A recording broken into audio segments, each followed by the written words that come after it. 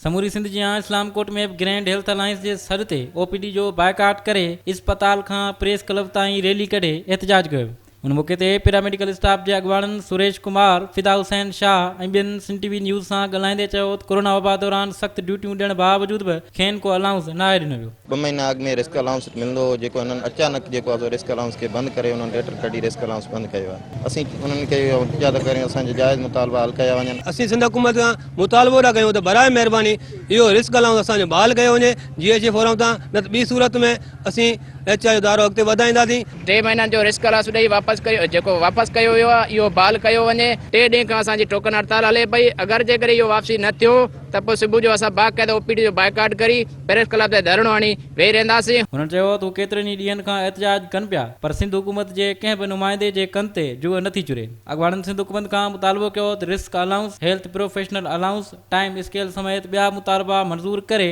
मुलाज़मनि में पखिड़ियल मायूसी ऐं बेचैनी ख़तमु कई वञे। कैमरामैन प्रकाश कुमार सां गॾु सुधीर राठौड़, सिंध टीवी न्यूज़, इस्लाम कोट।